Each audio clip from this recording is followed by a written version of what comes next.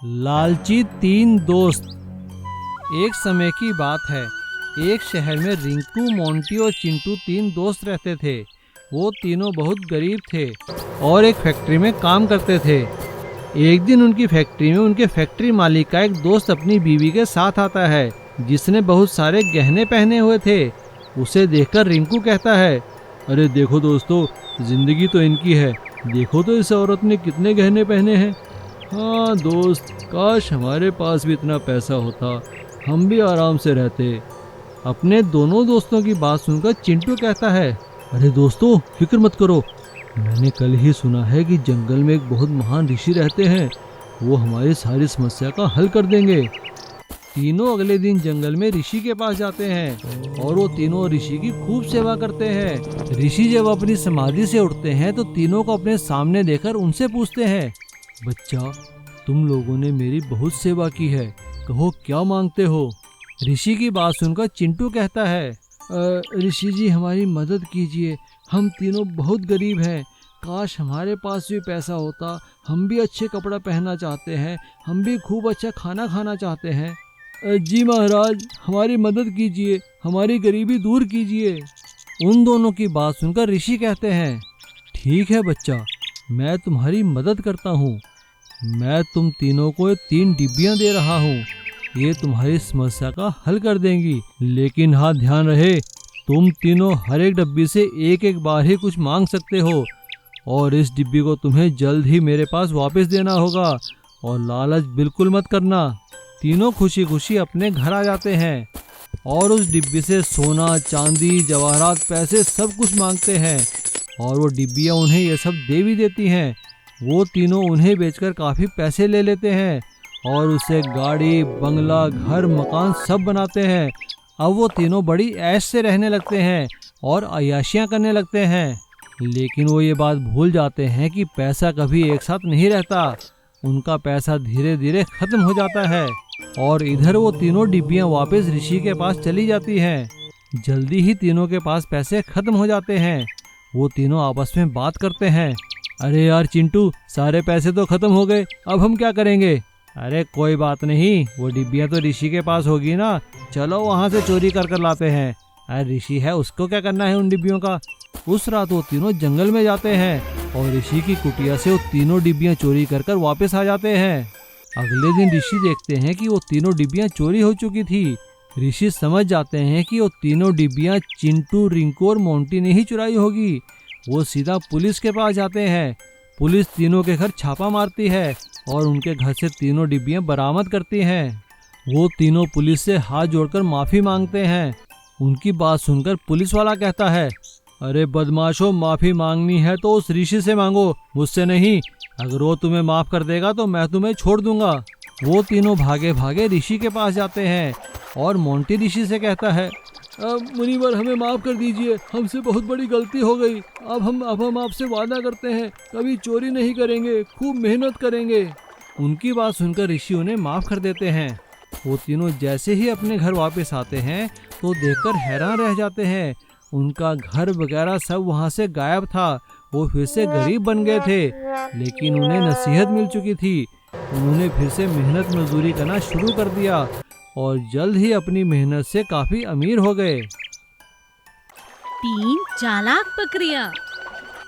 सोना, मोना और गोना नाम की 3 बकरियां थीं, जो बबीता के घर में रहा करती थी।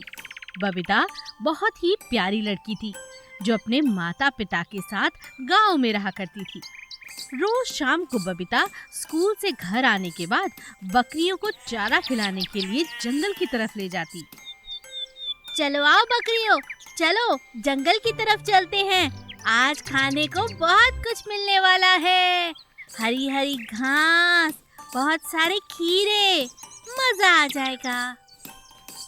तीनों बकरियां बहुत आलसी थीं। तीनों को हर रोज बबीता के साथ जंगल में जाना बिल्कुल पसंद नहीं था।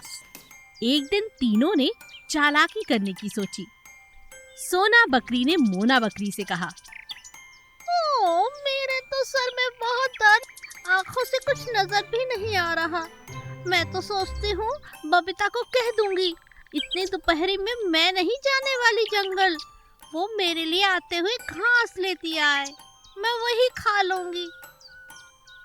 दूसरी चालाक बकरी मोना ने कहा, मेरे भी पैर में बहुत दर्द है, लगता है आज जंगल जाना मुश्किल होगा, बबीता से बात करके देखती हूँ। तीसरी चालाक बकरी गोना समझ गई कि दोनों चालाक बकरियां आज बहाना बनाकर यहाँ घर में रुकने का इंतजाम कर रही हैं। तीसरी ने भी बहाना मन ही मन सोच लिया और बबीता के आते ही जैसे ही सोना और मोना की रस्सी खोलने के लिए वो हुई, तो सोना और मोना ने अपना अपना बहाना बबीता से कहा। क्या कहा? तुम्हें दिखाई नहीं दे रहा?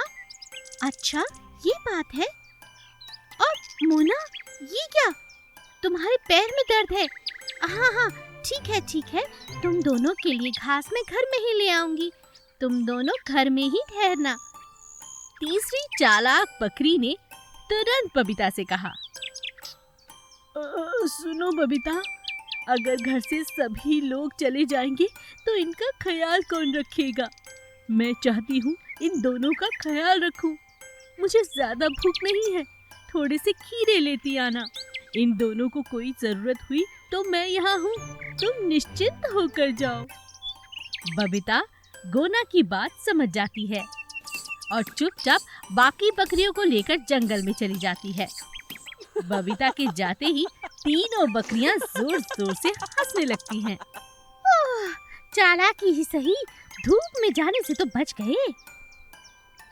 हाँ, तुम दोनों की चालाकी तो मैंने देख ही ली और इसीलिए मैंने भी बहाना बना दिया ताकि मुझे भी जाना ना पड़े। जादुई संतरे का पेड़।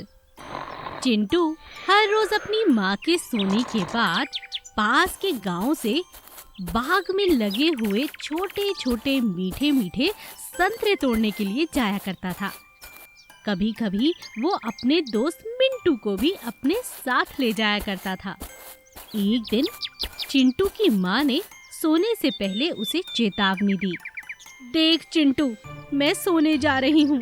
सुबह 4 बजे की उठी होती हूँ। सारा शरीर टूट रहा है, कितना काम भी बाकी है। अब मुझे 1 घंटा सोने देना, बिल्कुल परेशान मत करना। और खबरदार, जो तू पास वाले बाग में गया, तू जानता नहीं वहाँ सांप, बिच्छू, ना जाने कैसे कैसे जीव हैं। कहीं किसी ने तुझे काट लिया तो क्या होगा? तू मेरी इकलौती संतान है रे। अरे माँ, तुम परेशान क्यों होती हो? मैं कहीं नहीं जाऊंगा, तुम आराम से सो जाओ। पक्का? हाँ, पक्का। माँ के सोते ही वादा चिंटू भूल गया और चला गया अपने दोस्त मिंटू के साथ पास वाले बाग में, जहाँ मीठे मीठे रसीले संतरे लगे हुए थे। अरे मिंटू, माँ ने कहा है जल्दी आने के लिए। अगर जल्दी ना पहुँचा तो वादा टूट जाएगा और आज तो पक्का पिटाई होगी यार। अरे तू टेंशन क्यों ले रहा है? तू चिंता मत कर, फटाफट संतरे तोड़ते हैं और घर जाकर खाएंगे, ठीक है? हाँ यार, ये ठीक है। चिंटू और मिंटू बाग में बड़े बड़े पेड़ों पर चढ़ जाते हैं, फटाफट संतरे तोड़ते हैं और अपने अपने घर लौट जाते हैं। चिंटू अपनी माँ के उठने से पहले पहुँच जाता है और संतरे मजे से खाने लगता है। अचानक उसकी झोली में जितने भी संतरे थे सभी खत्म हो जाते हैं, लेकिन एक संतरा उससे छिलने का नाम ही नहीं लेता। जैसे ही उसकी माँ नींद से जागती है तो चिंटू उससे कहता है, माँ, ये संतरा तो मुझसे खुल ही नहीं रहा। अरे, तू फिर से गया था क्या बाग में? अरे माँ, ये तो कल का पड़ा हुआ है। अच्छा, ठीक है, दिखा मुझे। चिंटू की माँ उस संतरे को देखकर हैरान रह जाती है। बेटा चिंटू, ये कोई खाने वाला संतरा नहीं है, ये तो सोने का है। क्या कहा माँ? सोने का? हाँ, ये देख बेटा। माँ, अब तो हमारी गरीबी दूर हो गई, हमारे पास बहुत पैसे आएंगे ना। पहले ये बता, तू ये लाया कहाँ से? चिंटू अपनी माँ को सारी बात सच बता देता है।